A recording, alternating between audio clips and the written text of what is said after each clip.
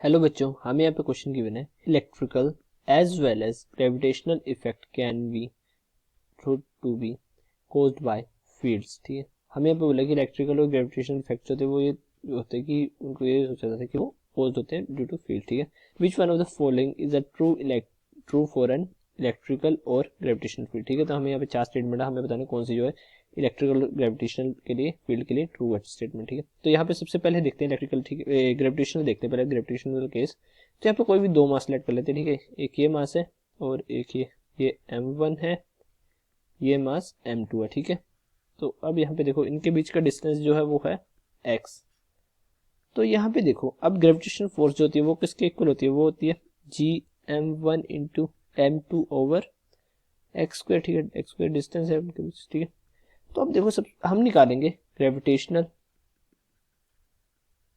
Force due to m1। ठीक है, हम m1 की वजह से जो ग्रेविटेशनल फोर्स है उसको निकालेंगे। ठीक है, अब देखो यहाँ पे आएगा ग्रेविटेशनल फील्ड। ठीक है, ई जी, ठीक है, वो किसके इक्वल आएगा, F इंटू जी ओवर m2। ठीक है, अब m2 जो है वो मास है, जिसमें m2 मास है ग्रेविटेशनल फील्ड जो है m1 की, उसमें जो m2 मास है। ठीक है, तो यहाँ से जो ई जी की ग्रेविटेशन फोर्स आएगी, ई जी आएगी वो एक स्क्वायर है gm1 ओवर एक्स स्क्वायर के इक्वल आएगा। ठीक है, अब यहाँ से हम फाइंड करते हैं सेकंड हमारे इलेक्ट्रिकल जो फील्ड है उसका क्या इफेक्ट होता है। ठीक है, तो यहाँ पे देखो दो चार्ज लेट करते हैं। ठीक है, एक चार्ज Q1 है, एक आ गया Q2 और इनके बीच का डिस्टेंस है R।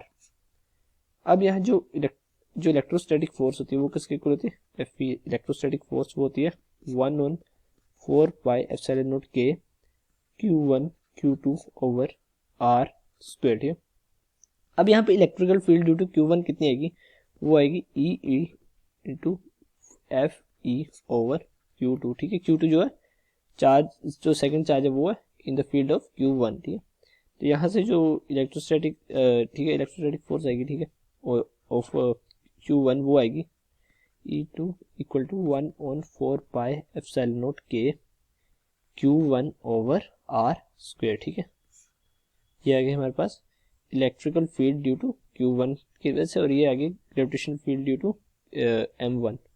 अब यहाँ पे फर्स्ट ऑप्शन दे रखा, ऑप्शन चेक करते हैं हम।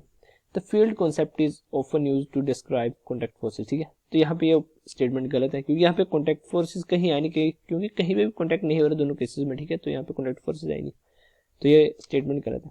अब सेकंड, ग्रेविटेशन और electrical field does not exist in space around an object. ठीक है, ये स्टेटमेंट भी गलत है। ठीक है, ये एग्जिस्ट करती है, ठीक है, अराउंड ऑब्जेक्ट।